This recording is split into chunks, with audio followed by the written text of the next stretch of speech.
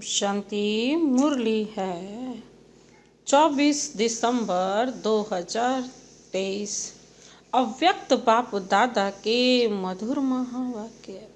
Revise course है 3 अप्रैल 1997। मधुबन। पुराने संस्कारों को खत्म कर अपने निजी संस्कार धारण करने वाले एवर रेडी बनो। पुराने संस्कारों को खत्म कर अपने निजी संस्कार धारण करने वाले एवर रेडी बनो। आज बाप दादा अपने चारों ओर से विश्व के बाप के लव में लवलीन और लकी बच्चों को देख रहे हैं। आज बाप दादा अपने चारों ओर से विश्व के बाप के लव में लवलीन और लकी बच्चों को देख रहे हैं। हर एक बच्चे के भाग्य पर बाप को भी नाज है कि मेरे बच्चे वर्तमान समय इतने महान हैं जो सारे कल्प में, चाहे देवता स्वरूप में, चाहे धर्म नेताओं के रूप में, चाहे महात्माओं के रूप में, चाहे पदम पति आत्माओं के रूप में, किसी का भी इतना भाग्य नहीं है जितना आप ब्राह्मणों का भाग्य है। तो अपने ऐसे श्रेष्ठ भाग्य को सदा स्मृति में रखते हो। सदा यह अनहद गीत मन में गाते रहते हो कि वाह भाग्य विधाता बाप, वाह मुझ श्रेष्ठ आत्मा का भाग्य। यह भाग्य का गीत सदा ऑटोमेटिक बजता रहता है। बाबा कहते हैं हमेशा अपने मन में बजता रहना चाहिए, वाह मेरा भाग्य है, वाह। ये वाह वाह के गीत बजते रहने चाहिए ऑटोमेटिक। बाप बच्चों को देख देख सदा हर्षित होते हैं। बच्चे भी हर्षित होते हैं, लेकिन कभी कभी बीच में अपने भाग्य को इमर्ज करने की बजाय मर्ज कर देते हैं। जब बाप देखते हैं कि बच्चों के अंदर अपने सौभाग्य का नशा निश्चय मर्ज हो जाता है, तो क्या कहेंगे? ड्रामा। लेकिन बाप दादा सभी बच्चों को सदा ही भाग्य के स्मृति स्वरूप देखने चाहते हैं। आप भी सभी चाहते यही हैं, लेकिन बीच में आ जाता है।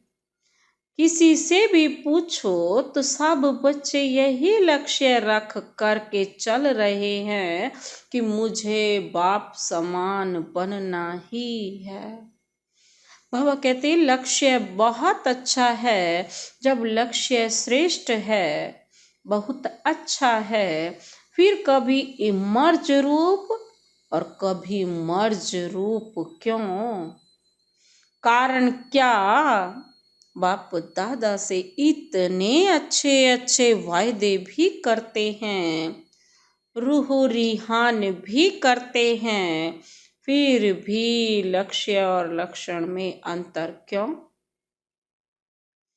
तो बाप दादा ने रिजल्ट में देखा कि कारण क्या है। वैसे तो आप सब जानते हैं, नई बात नहीं है, फिर भी बाप दादा रिवाइज कराते हैं। बाप दादा ने देखा 3 बातें हैं। कौन कौन सी 3 बातें देखी? एक है सोचना, संकल्प करना, और दूसरा है बोलना अर्थात वर्णन करना, और तीसरा है कर्म में, प्रैक्टिकल अनुभव में और चलन में लाना, अर्थात कर्म में लाना। बाबा कहते हैं एक है सोचना, सोचना अर्थात संकल्प करना, दूसरा है बोलना, वर्णन करना, और तीसरा है कर्म में, प्रैक्टिकल अनुभव में और चलन में लाना, कर्म में लाना। तो तीनों का समान बैलेंस कम है। जब बैलेंस होता है तो निश्चय और नशा इमर्ज होता है, और जब बैलेंस कम होता है तो निश्चय और नशा मर्ज हो जाता है। रिजल्ट में देखा गया कि सोचने की गति बहुत अच्छी भी है और फास्ट भी है, लेकिन बोलने में रफ्तार और नशा वह भी 75% ठीक है। बोलने में मेजॉरिटी होशियार भी हैं, लेकिन प्रैक्टिकल चलन में लाने में टोटल मार्क्स कम हैं, बाबा कहते हैं। तो दो बातों में ठीक हैं, लेकिन तीसरी बात में बहुत कम है। कारण तीसरी बात में नशा कम क्यों है? अनुभव नहीं, चेहरे और चलन द्वारा।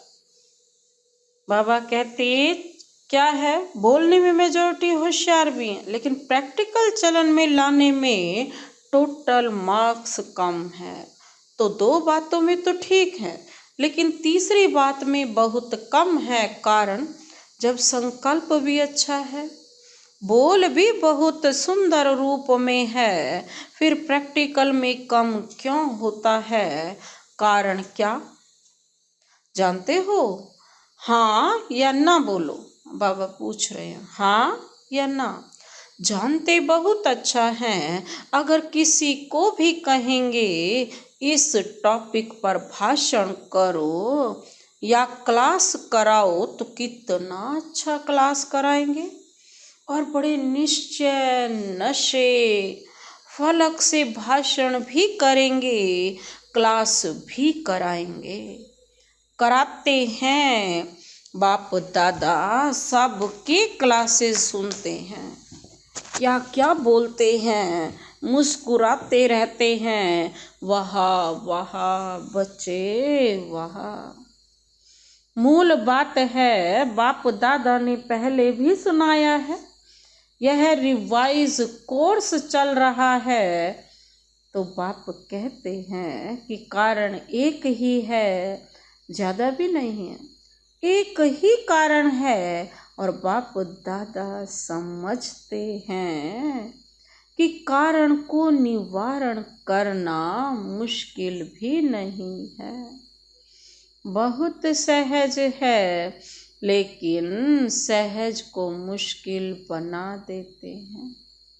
मुश्किल है नहीं, बना देते हैं। क्यों? नशा मर्ज हो जाता है। एक ही कारण है, जो भी धारणा की बातें सुनते हो, करते भी हो, चाहे शक्तियों के रूप में, चाहे गुणों के रूप में, धारणा की बातें बहुत अच्छी अच्छी करते हो, इतनी अच्छी करते हो जो सुनने वाले चाहे अज्ञानी चाहे ज्ञानी सुनकर बहुत अच्छा कहकर खूब तालियां बजाते हैं। बहुत अच्छा कहा, लेकिन कितने बार लेकिन आया? बाबा पूछ रहे हैं, लेकिन काम तो अच्छा किया, लेकिन कितनी बार आया? यह लेकिन ही विघन डाल देता है।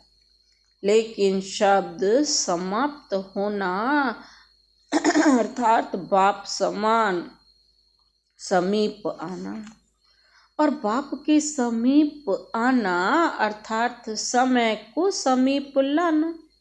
लेकिन अभी तक लेकिन शब्द कहना पड़ता है। और कहते ये लेकिन शब्द ही हट जाए तो क्या बन जाए, बाप समान। बाप तो अच्छा नहीं लगता लेकिन कहना ही पड़ता है। बाप को अच्छा नहीं लगता, बाबा कहते हैं लेकिन कहना पड़ता है, लेकिन शब्द का इस्तेमाल करना पड़ता है। तो कारण क्या, जो भी कहते हो, धारण भी करते हो, धारणा के रूप से धारण करते हो, और वह धारणा किसकी थोड़ा समय, किसकी ज्यादा समय भी चलती है, लेकिन धारणा प्रैक्टिकल में सदा बढ़ती चले, उसके लिए यही मुख्य बात है कि जैसे द्वापर से लेकर अंतिम जन्म तक जो भी अवगुण व कमजोरियां हैं, उसकी धारणा संस्कार रूप में बन गई है, और संस्कार बनने के कारण मेहनत नहीं करना पड़ता। छोड़ना भी चाहते हैं, अच्छा नहीं लगता है, फिर भी कहते हैं क्या करें, मेरा संस्कार ऐसा है। आप बुरा नहीं मानना, मेरा संस्कार ऐसा है। संस्कार बना कैसे, बनाया तभी तो बनाना, तो जब द्वापर से यह उल्टे संस्कार बन गए, जिससे आप समय पर मजबूर भी होते हो, फिर भी कहते हो क्या करें, संस्कार हैं। तो संस्कार सहज ना चाहते हुए भी प्रैक्टिकल में आ जाते हैं ना। किसी को क्रोध आ जाता है, थोड़े समय के बाद कहते हैं आप बुरा नहीं मानना, मेरा संस्कार है। क्रोध को संस्कार बनाया, अवगुण को संस्कार बनाया, और गुणों को संस्कार क्यों नहीं बनाया। बाबा कहते क्रोध को संस्कार बनाया, अवगुणों को संस्कार, लेकिन गुणों को क्यों नहीं बनाया अपना संस्कार।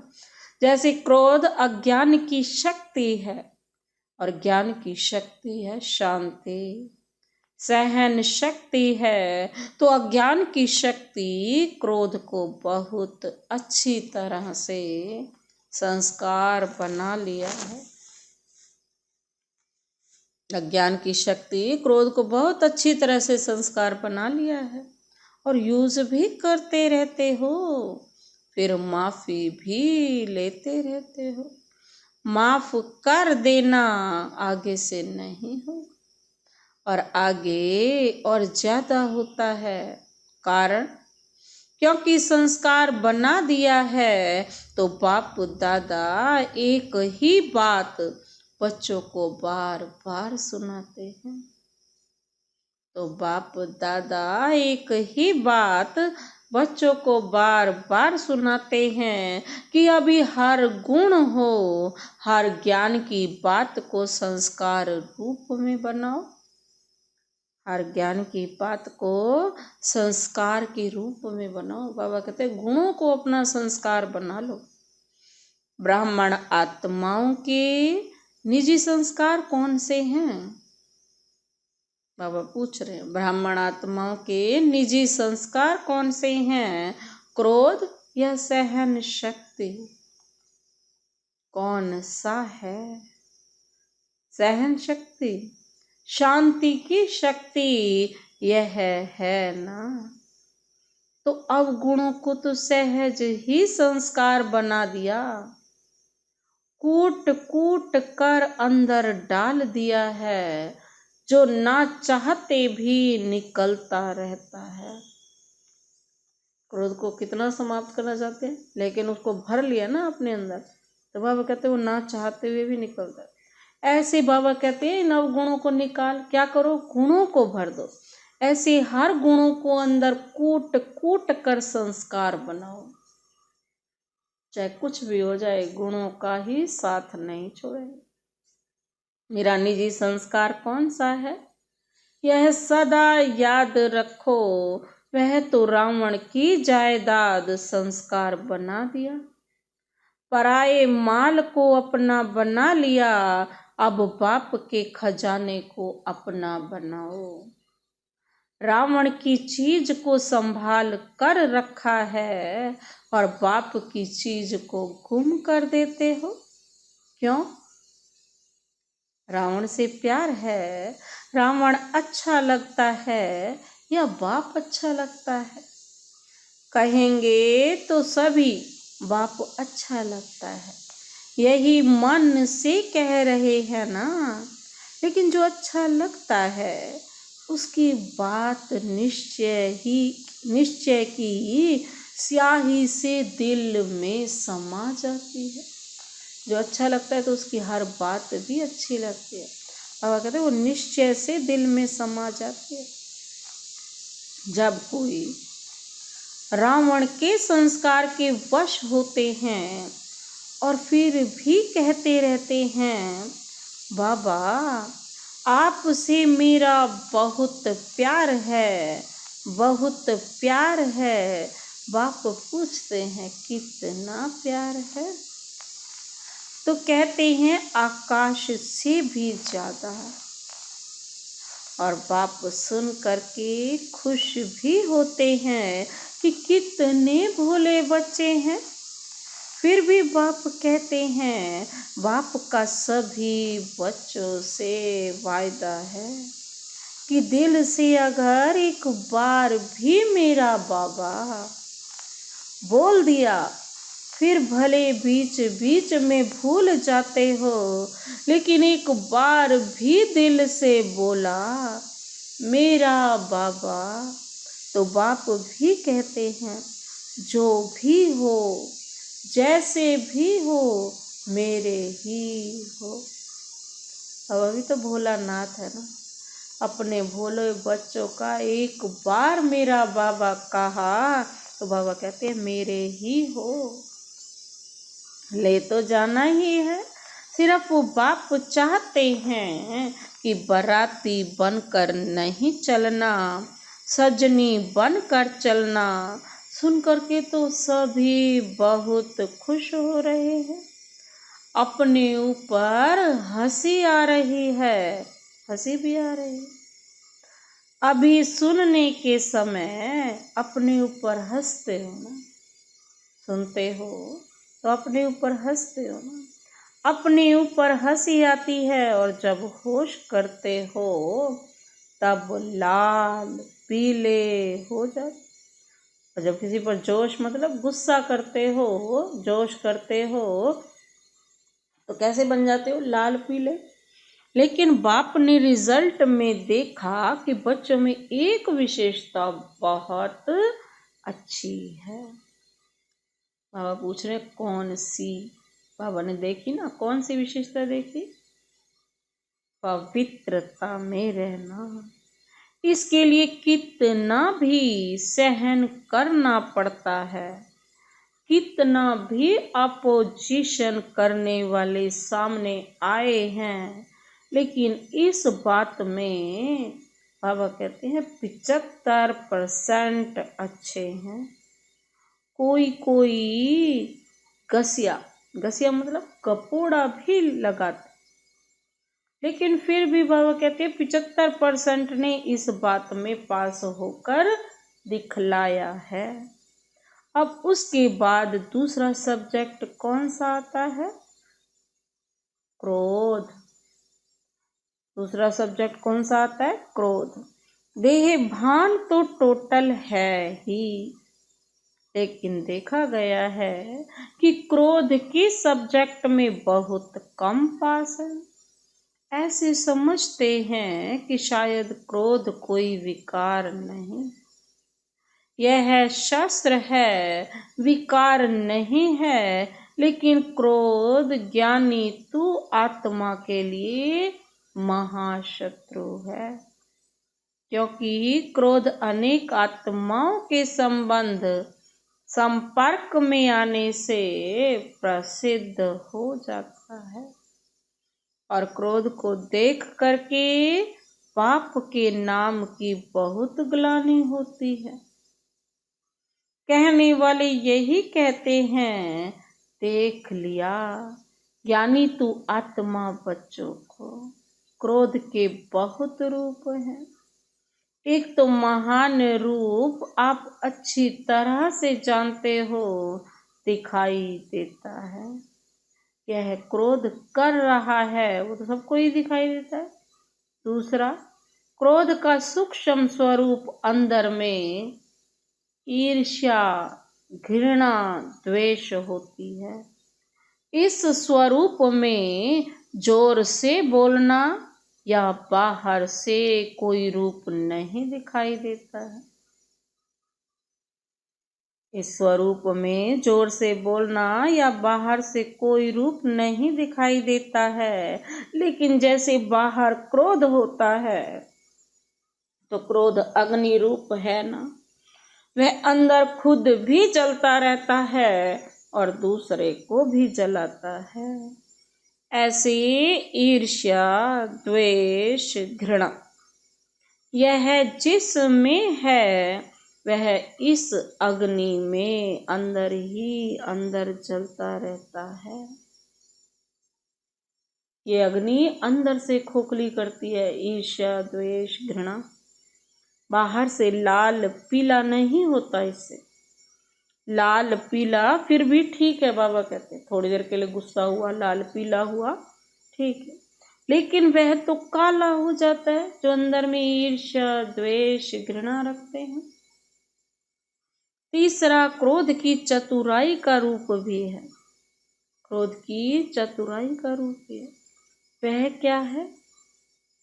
कहने में, समझने में ऐसे समझते हैं, वह कहते हैं कि कहाँ कहाँ सीरियस होना ही पड़ता है, कहाँ कहाँ लॉ उठाना ही पड़ता है कल्याण के लिए। बाबा कहते अभी कल्याण है या नहीं, वह अपने से पूछो। बाप दादा ने किसी को भी अपने हाथ में लॉ अर्थात कानून उठाने की छुट्टी नहीं दी है। क्या कोई मुरली में कहा है कि भले लॉ उठाओ, क्रोध नहीं करो? लॉ उठाने वाले के अंदर का रूप वही क्रोध का अंश होता है। जो निमित्त आत्माएं हैं वह भी लॉ उठाते नहीं हैं, लेकिन उन्हों को लॉ रिवाइज कराना पड़ता है। लॉ कोई भी नहीं उठा सकता, लेकिन निमित्त है तो बाप द्वारा बनाए हुए लॉ को रिवाइज करना पड़ता है। निमित्त बनने वालों को इतनी छुट्टी है बस। कहते जो निमित्त बना हो ना, लॉ कोई भी नहीं उठा सकता, लेकिन निमित्त है तो बाप द्वारा बनाए हुए लॉ को रिवाइज कर सकता है, लेकिन उठा नहीं सकता। सिर्फ निमित्त वालों को ही इतनी छुट्टी है, सबको नहीं। आज बाप दादा थोड़ा ऑफिशियली शिक्षा दे रहे हैं, प्यार से उठाना, क्योंकि बाप दादा बच्चों के लिखे हुए, किए हुए वायदे देख कर, सुन कर मुस्कुराते रहते हैं। अभी बाप दादा ने जो सुनाया कि हर गुण को निजी संस्कार बनाओ, अंडरलाइन किया। तो अभी से यह कहना कि शांत स्वरूप में रहना, सहनशील बनना, यह तो मेरा संस्कार बन गया है। फिर बाप दादा जब मिलन मनाने आए तो इसे अपना निजी संस्कार बनाकर बाप दादा के आगे इन 5-6 मास में दिखाना। इसीलिए आज रिजल्ट सुना रहे हैं। क्रोध की रिपोर्ट बहुत आती है, छोटा बड़ा भिन्न भिन्न रूप से क्रोध करते हैं। अभी बाप दादा ज्यादा नहीं खोलते हैं, लेकिन कहानियां बहुत मजे की है। इसलिए आज से क्रोध तो क्या करेंगे, विदाई देंगे, पूछ रहे हैं बाबा। सभी ने ताली बजाई। देखो, ताली बजाना तो बहुत सहज है, लेकिन क्रोध की ताली नहीं बजे, ये ध्यान रखना है। बाप दादा अभी यह बार बार सुनने नहीं चाहते हैं, फिर भी रहम पड़ता है तो सुन लेते हैं। तो अब उसे यह नहीं कहना कि बाबा वायदा तो किया लेकिन फिर आ गया, क्या करें, चाहते नहीं है, आ जाता है। आप ही माया को समझा दो, क्रोध को समझा दो, तो यह पुरुषार्थ भी बाप करें और प्रारब्ध बच्चे लेंगे। यह भी मेहनत बाप करें तो ऐसा वायदा नहीं करना। तो फिर 5 मास के बाद रिजल्ट देखें, भले आप बताओ नहीं बताओ, बाप के पास तो पहुंचती है ना। ऐसी रिजल्ट है ना हो, बाबा कहते हैं ऐसी रिजल्ट ही ना हो, क्या करें, हो जाता है। सरकमस्टांस ऐसे आते हैं, बात बहुत बड़ी हो गई ना। बाप को भी समझाने की कोशिश करते हैं, बड़े होशियार हैं। कहते हैं बाबा छोटी मोटी बातें हम पार कर लेते हैं, यह बात ही बड़ी थी ना। अभी दोष किस पर रखा, बात पर, और बात क्या करती है, आई और गई। 5000 वर्ष के बाद फिर बात आएगी, जो 5000 वर्ष के बाद बात आनी है, उस पर दोष रख देते। ऐसे नहीं करना, क्या करूं, यह संकल्प में भी नहीं लाना। बाप दादा क्रोध के लिए क्यों विशेष कह रहा है, क्योंकि अगर क्रोध को आपने विदाई दे दी तो इसमें लोभ इच्छा सब आ जाता है। लोभ सिर्फ पैसे और खाने का नहीं होता है, भिन्न भिन्न प्रकार की, चाहे ज्ञान की चाहे अज्ञान की कोई भी इच्छा, यह भी लोभ है। तो क्रोध को खत्म करने से लोभ स्वतः खत्म हो जाएगा, अहंकार भी खत्म हो जाएगा। अभिमान आता है ना, मैं बड़ा, मैं समझदार, मैं जानता हूँ, यह क्या अपने को समझते हैं, तब क्रोध आता है। तो अभिमान और लोभ यह भी साथ साथ विदाई ले लेंगे। इसलिए बाप दादा विशेष लोभ के लिए न कह करके क्रोध को अंडरलाइन करा रहा है। तो संस्कार बनाएंगे, अभी सब हाथ उठाओ और सबका फोटो निकालो। सबने हाथ उठाया, अभी थोड़ी सी मुबारक देते हैं, बहुत नहीं। जब फिर से रिजल्ट देखेंगे, फिर वतन के देवताएं भी, स्वर्ग के देवताएं भी आपके ऊपर वहा वहा के पुष्प गिराएंगे। आज से हर एक अपने में देखे, दूसरे का नहीं देखना। दूसरे की यह बातें देखने के लिए मन की आंख बंद करना, यह आंखें तो बंद कर नहीं सकते ना, लेकिन मन की आंख बंद करना। दूसरा करता है या तीसरा करता है, मुझे नहीं देखना है। बाप इतना भी फोर्स देकर कहते हैं कि अगर कोई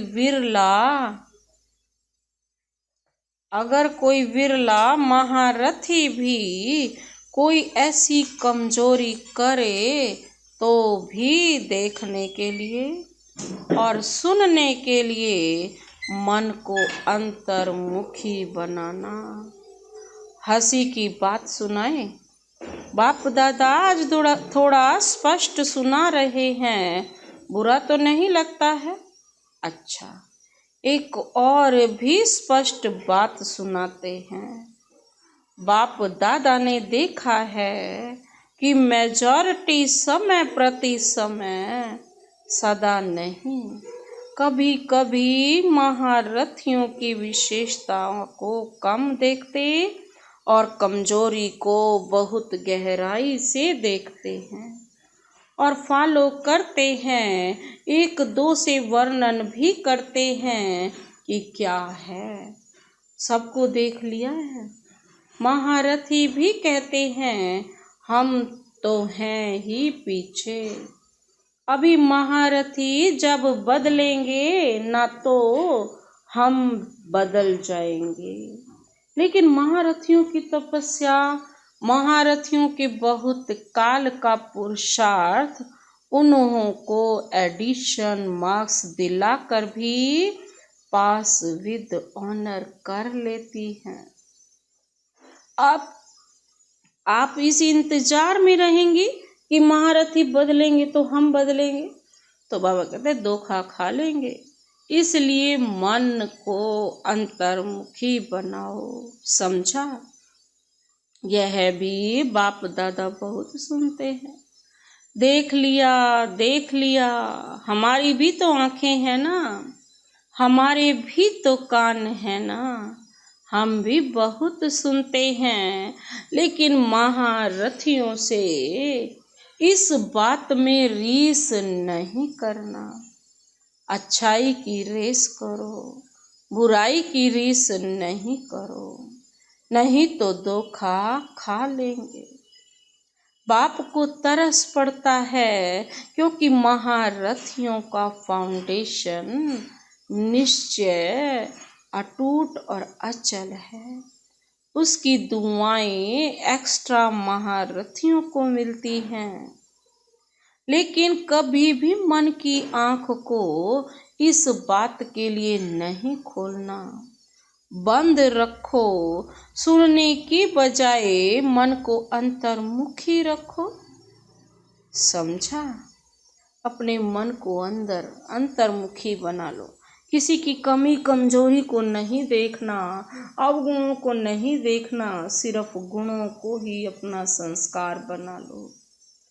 समझा? आज वरदानी याद प्यार दे रहे हैं सभी बच्चों को। चारों ओर की सर्व बाप दादा के लवलीन आत्माएं, सर्व बाप के सेवाधारी आत्माएं, सर्व सहज पुरुषार्थ को अपनाने वाली श्रेष्ठ आत्माएं, सदा बाप समान बनने के लक्ष्य और लक्षण को समान बनाने वाली बाप के समीप आत्माओं को बाप दादा का बहुत बहुत याद प्यार और नमस्ते। हम रूहानी बच्चों की रूहानी बाप दादा को नमस्ते नमस्ते नमस्ते। Good morning. शुक्रिया बाबा, शुक्रिया। आज का वरदानी हाथ अपने सिर पर अनुभव करते हुए इस वरदान को अपने अंदर समाते हुए सबको अमर ज्ञान दे, अकाले मृत्यु की भय से छुड़ाने वाले शक्तिशाली सेवाधारी भव। सबको अमर ज्ञान दे, अकाले मृत्यु की भय से छुड़ाने वाले शक्तिशाली सेवाधारी भव। स्पष्टीकरण है। दुनिया में आजकल अकाले मृत्यु का ही डर है। डर से खा भी रहे हैं, चल भी रहे हैं, सो भी रहे हैं। ऐसी आत्माओं को खुशी की बात सुनाकर भय से छुड़ाओ। उन्हें खुशखबरी सुनाओ कि हम आपको 21 जन्मों के लिए अकाले मृत्यु से बचा सकते हैं। हर आत्मा को अमर ज्ञान दे अमर बनाओ, जिससे वे जन्म जन्म के लिए अकाले मृत्यु से बच जाएं।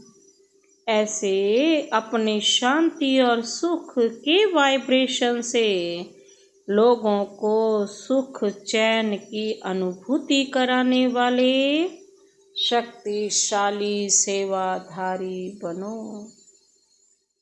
आज का स्लोगन है, याद और सेवा का बैलेंस रखने से ही सर्व की दुआएं मिलती हैं। याद और सेवा का बैलेंस रखने से ही सर्व की दुआएं मिलती हैं। अच्छा, ओम शांति।